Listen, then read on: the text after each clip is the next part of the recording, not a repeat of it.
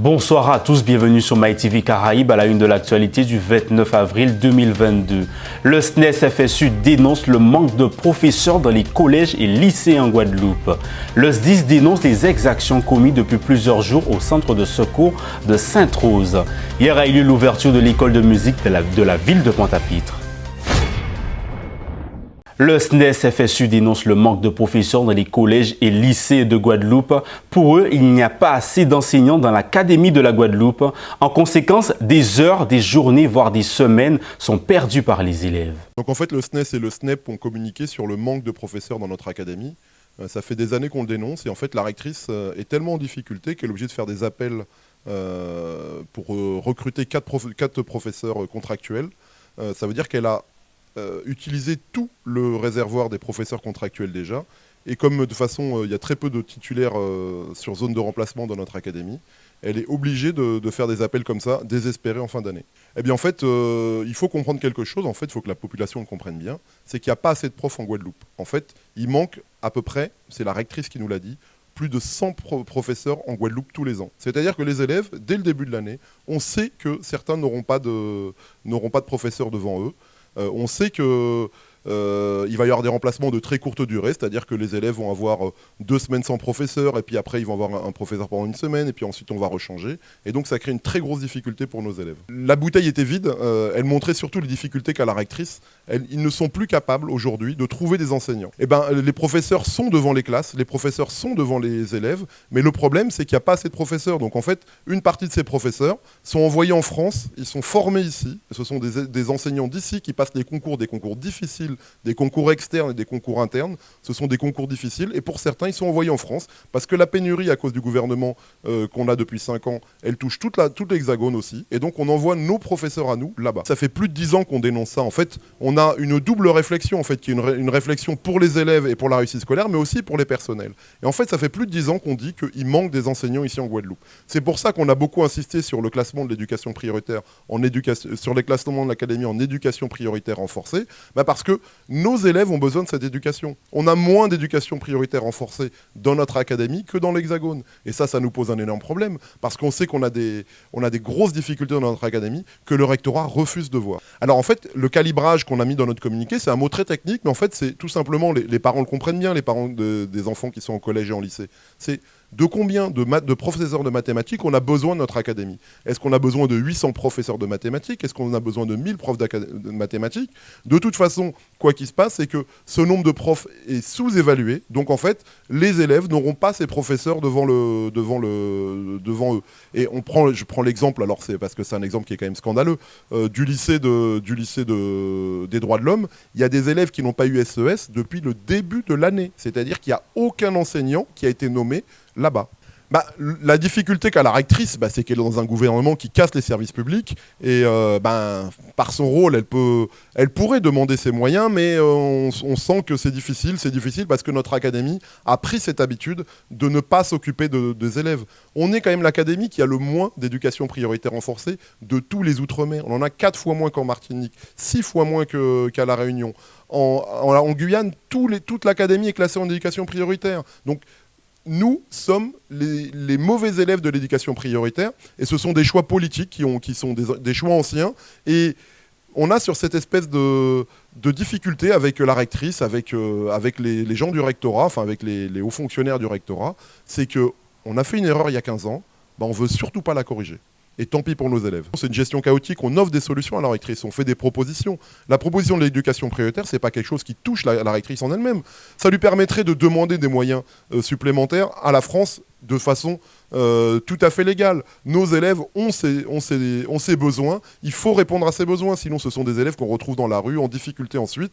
On a quand même 30% d'élèves qui sont non-lecteurs, qui sont découverts par l'armée, qui sont non-lecteurs. Il y a quand même un souci, il faut quand même se le dire. Les élèves des Antilles n'ont pas les mêmes chances de l'Hexagone, on le sait très bien. On est en période de mutation, j'étais avec une collègue guadeloupéenne qui revient au pays, et elle me posait la question tout simplement, mais est-ce qu'il y a des vidéoprojecteurs, est-ce qu'il y a des ordinateurs dans les salles de classe ? Dans quel collège aujourd'hui il y a ça? Dans 60-70% des collèges, il n'y a pas ça. Donc moi, dans mon établissement, ma salle de classe, c'est 4 murs blancs et un tableau blanc, c'est tout. Il n'y a rien pour la pédagogie des élèves. Sans compter que, comme je réinsiste dessus, mais on a 4,5% des élèves qui sont des collégiens qui sont en éducation prioritaire renforcée. En France, c'est 7%. Il y a quand même un souci là-dessus. C'est un mouvement qui a commencé à l'époque de Sarkozy, qui a continué avec Hollande, même si ça s'est un peu calmé. Et là, avec Macron, c'est une catastrophe. On sait que Macron casse les services publics, d'accord ? On l'a vu ici en Guadeloupe avec le CHU, mais Macron n'a aucun intérêt aux services publics. Et bien, ce qu'il fait en Guadeloupe, il le fait partout. Partout en France, il n'y a pas assez d'enseignants devant les élèves, d'accord ? Il manque des enseignants devant les élèves. Et bien, ce que fait le ministère, c'est qu'il demande à toutes les académies d'envoyer des élèves dans la banlieue parisienne, parce que là, il y a vraiment beaucoup de besoins. Donc, en fait, notre académie sert est formatrice en termes d'enseignants, et ces enseignants sont envoyés en France. Alors que si ces enseignants restaient contractuels, ils travailleraient ici. Et c'est ça qui est énormément problématique. C'est-à-dire que ce que dit le rectorat, et ça c'est quand même un scandale, ce que dit le rectorat c'est chers collègues, si tu es contractuel, tu peux travailler en Guadeloupe, mais dès que tu deviens fonctionnaire, non, on veut plus de toi ici. Et ben, de toute façon, on a vu dès la fin du premier tour des élections présidentielles que les services publics allaient être cassés. Que ce soit Marine Le Pen ou que ce soit Emmanuel Macron, ils n'avaient aucune réponse à donner aux besoins de services publics qu'on a en Guadeloupe. Donc, on a un troisième tour. Alors, il y a évidemment les hommes politiques qui parlent du troisième tour des législatives, mais nous, le troisième tour, on l'annonce social. Et dès le 1er mai, nous serons en manifestation avec l'ensemble de nos collègues qui sont très en colère parce qu'on a l'impression que nous, Guadeloupéens, notre choix présidentiel a été volé. L'ensemble des organisations syndicales appellent à la mobilisation générale le 1er mai à l'occasion de la fête du travail. Illustration en images. Bien, le 1er mai, nous savons que c'est une lutte internationale des travailleurs. Alors l'UNSA, comme un syndicat qui a respecté, qui a participé à un mouvement unitaire là ça. Parce que nous savons que l'année là ça, nous avons subi une crise sociale sans précédent. Depuis pratiquement un an, les travailleurs de la santé mobilisés parce qu'ils sont suspendus avec la loi Solidarité à M. Macron. Donc aussi nous connaissons la situation à pays là, ou que ce soit dans le public, où il y a fait de plus en plus de suppression d'emplois, mais aussi dans le privé où les travailleurs ont la pression, où pour rien, il y a licencié, il y a des mises à pied.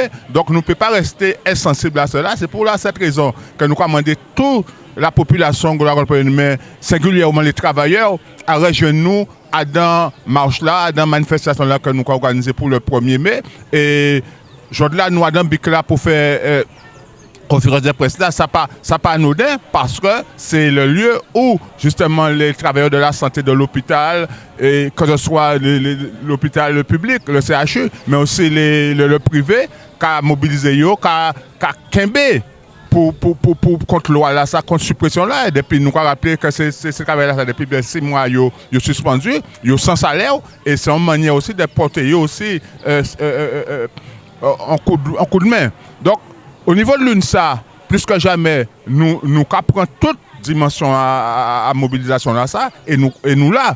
Et au niveau du public, au niveau de l'éducation nationale aussi, nous mobiliser parce que là aussi, nous avons des suppressions de postes. Là aussi, les travailleurs qui ont souffert, nous avons de plus en plus de souffrance au travail. Nous avons de plus en plus de travailleurs qui sont en burn-out. Et nous avons demandé aussi à ce que l'administration prenne en compte situation particulière de la Guadeloupe aussi. Et même si l'élection là qui fait ni en semaine, hein, nous savons très bien que ça n'a pas rien qui changé. Pourquoi? Notamment parce que c'est même président là qui est réélu, mais notamment aussi parce que nous savons que la politique là qui met en place là depuis plus de 5 ans, à part politique à répondre à revendication, à part politique à répondre à demande de la population guadeloupéenne. Nous croyons vrai, nous Français, quand nous croyons nous, mais nous croyons vrai que ça qui a fait en Corse, les mesures qu'il y a mettre en place quand les Corses ont manifesté, eh bien, ce n'est pas les mêmes mesures quand nous avons manifesté. Quand nous regardez, vous voyez GIGN une fois que les Guadeloupéens manifesté. Mais les GIGN, là toujours, mais c'est des mondes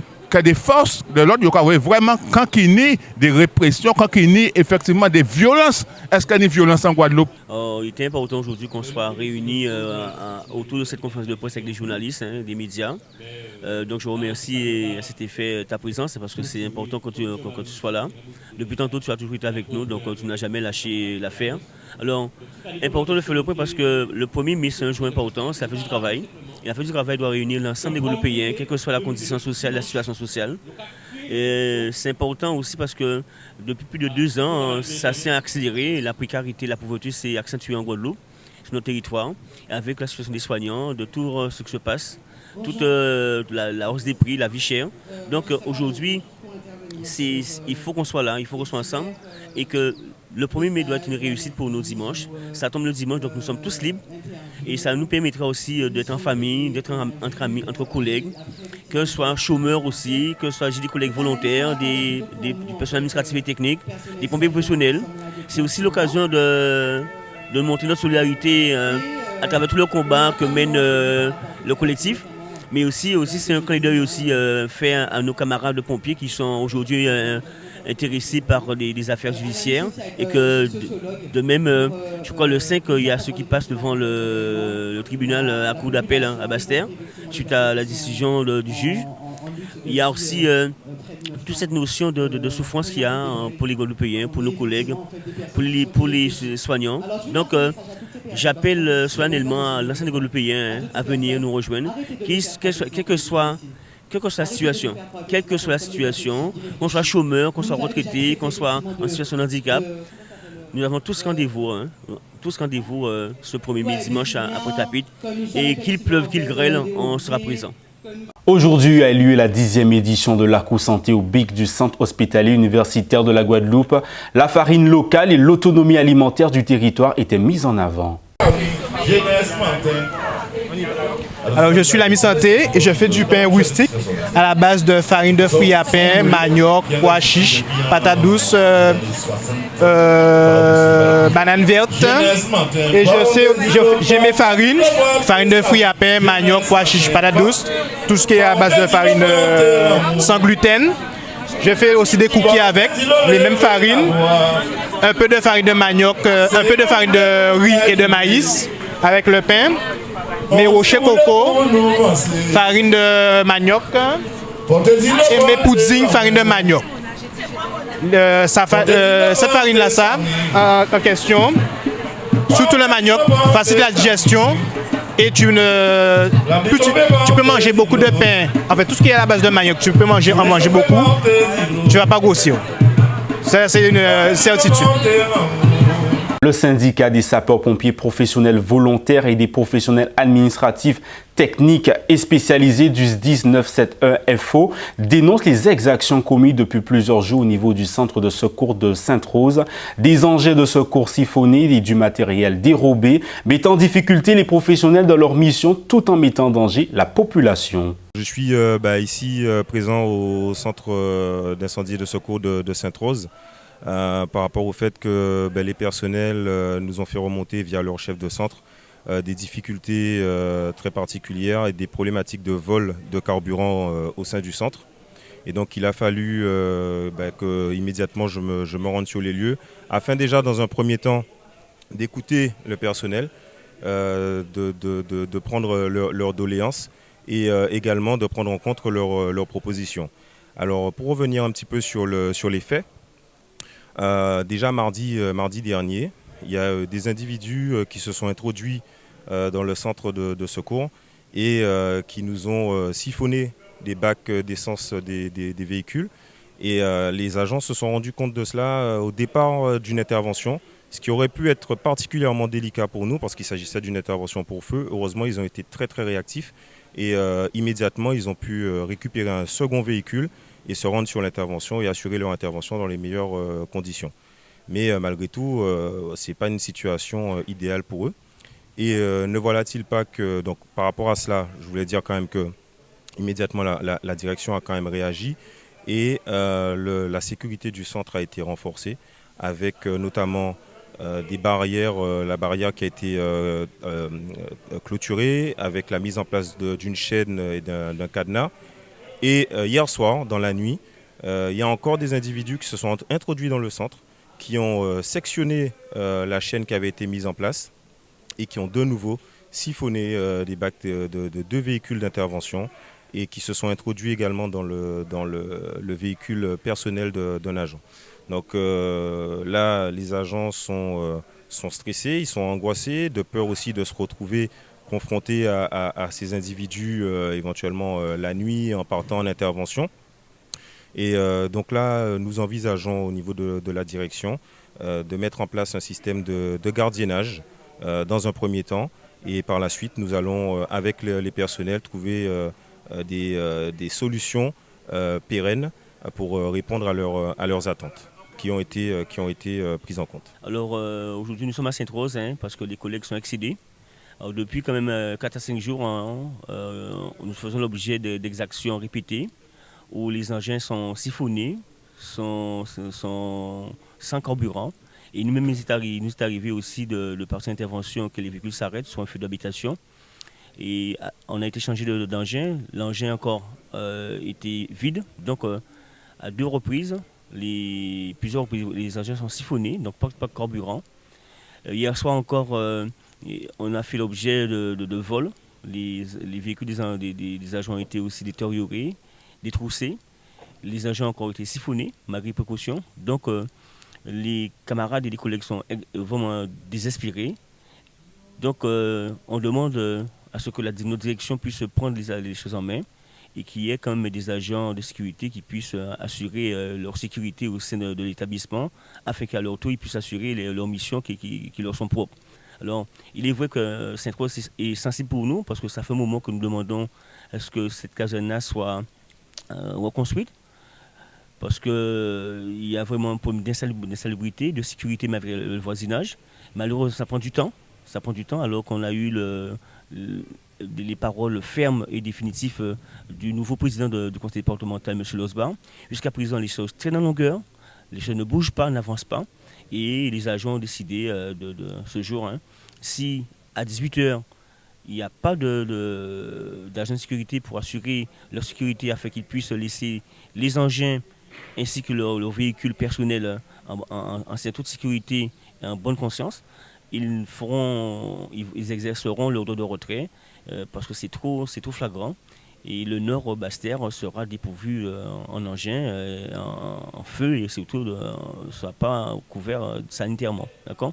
Donc, je fais aussi un appel à la population. Ce sont des engins qui sont destinés à sauver des vies, à intervenir chez les gens pour éteindre des incendies. Hier soir encore, ces exactions ont été commises parce qu'ils étaient sur un feu de bus pas loin, dont 3 bus ont été brûlés. Et là, de retour à la caserne, encore une fois, les voitures sont détroussées, les agents sont siphonnés et ils volent le matériel. Donc, il est pour nous inconcevable que cela puisse se poursuivre. Nous devons à tout prix résoudre ce problème et que les collègues puissent faire leur mission tranquillement. Alors, ce que nous craignons dans les jours à venir, avec la hausse du carburant, que ces choses-là ne deviennent pas monnaie courante. Il faut que la population se réveille et se conscientise. Les engins, les véhicules de sapeurs-pompiers ne doivent pas faire l'objet de siphonnage ni de détérioration parce que c'est le bien-être de la population que nous assurons et à tout instant. Donc, soyons vigilants et aidez-nous. J'appelle vraiment à la population à nous aider afin que nous soyons bien dans nos bottes, bien dans nos têtes quand nous assurons nos missions. Le rendez-vous de l'emploi et de l'insertion en Guadeloupe, c'était aujourd'hui sur la place de la mairie de Petit-Bourg. Le public était appelé à s'inscrire aux ateliers dès le mardi 23 avril. Ce même public qui n'a pas manqué d'être nombreux sur la place de la mairie. Bonjour, Carole Jean-Charles. Je suis directrice du service insertion, emploi et accompagnement social.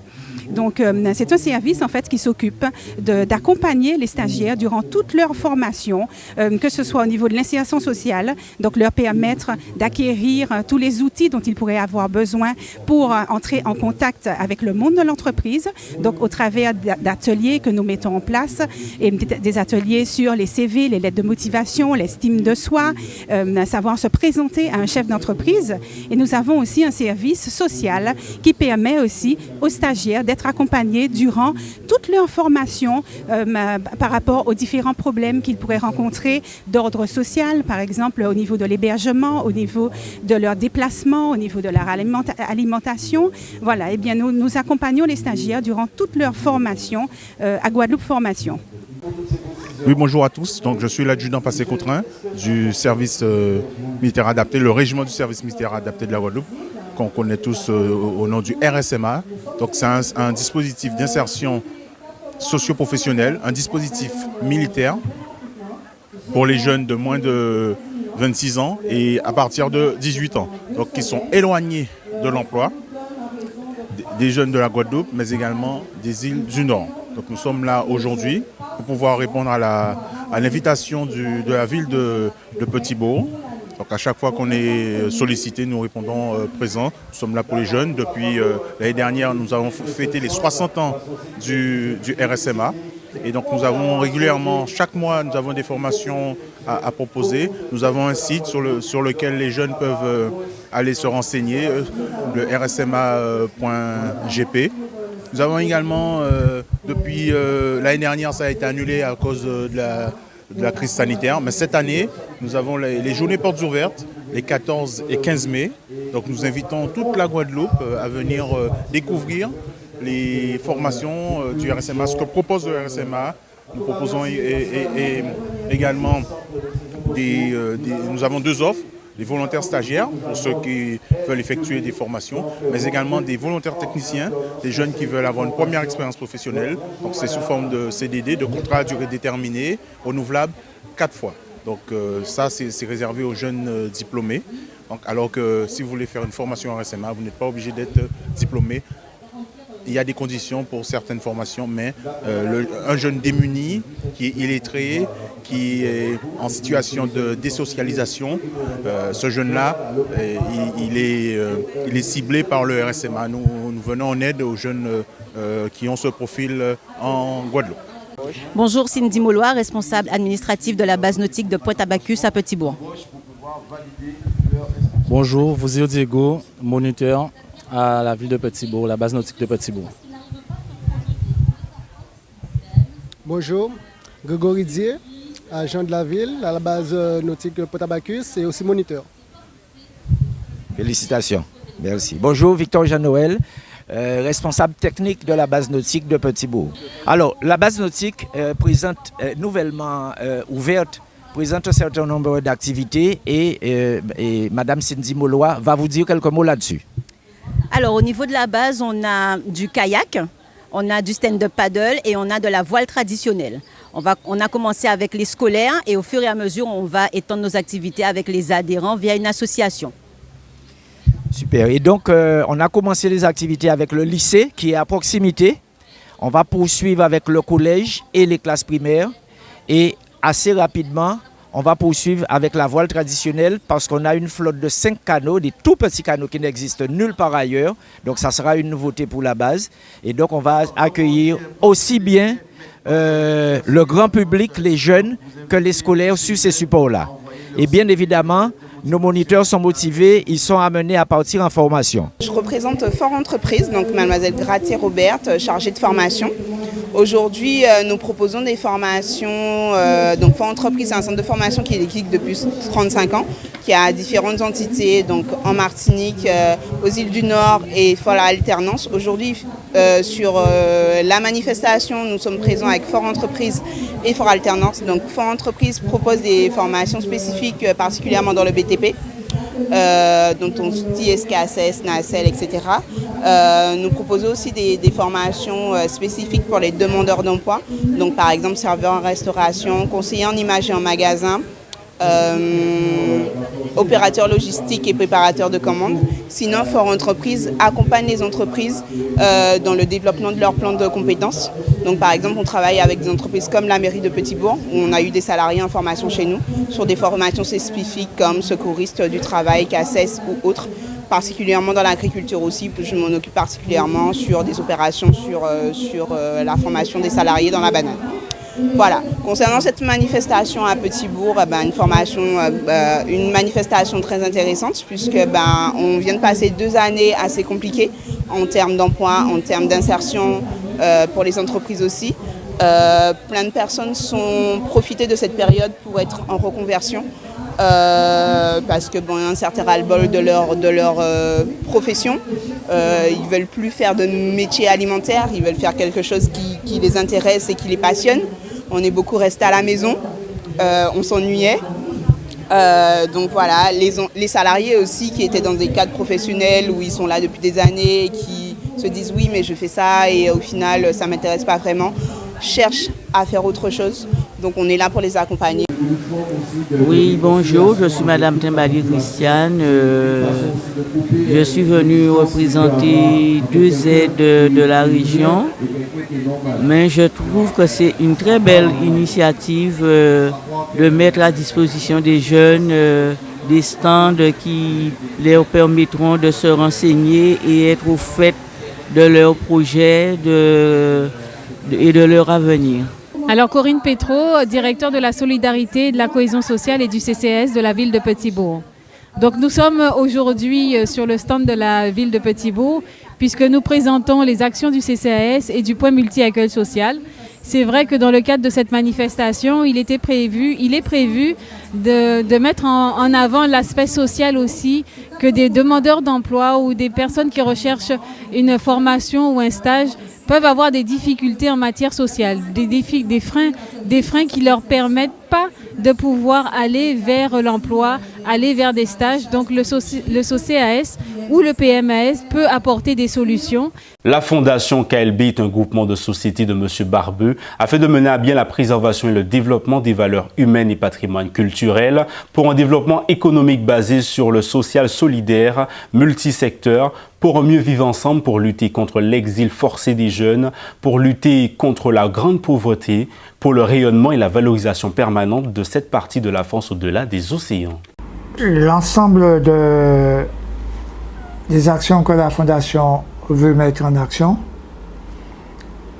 doit se dérouler au profit de la population guadeloupéenne et de sa jeunesse en particulier, mais aussi doit s'étendre à l'ensemble de cette partie que nous connaissons tous sous l'appellation DROMCOM, au territoire et département d'outre-mer, et que désormais nous invitons tous à regrouper sous le terme de France au-delà des océans, la FADO, puisque tous ensemble, tous ces départements et régions d'outre-mer, malgré nos statuts différents, nous avons les mêmes problèmes. Nous avons les mêmes difficultés de développement économique, de mieux vivre ensemble et surtout de nos jeunesses qui ont des difficultés et qui sont obligées de s'expatrier. C'est pour répondre à tout cela que nous avons créé la Fondation et les actions que nous mettons en place pour permettre un développement, une valorisation, surtout une reconnaissance nationale et internationale des capacités de l'ensemble des composantes de la FADO et des jeunes, leur connaissance, leur façon de faire, leur dynamisme pour mettre au service du développement de cette France globale que nous voulons forte, rayonnante, dynamique. C'est pour ça que dans le cadre de cette employabilité des jeunes, nous allons mettre une action d'annonce de nos capacités, de nos premières réalisations par le biais d'un symposium d'employabilité de la jeunesse qui va se dérouler sur le territoire de la commune de Cap Excellence le 25 mai prochain et auquel nous vous invitons de participer le matin puisque ce sera ouvert au public.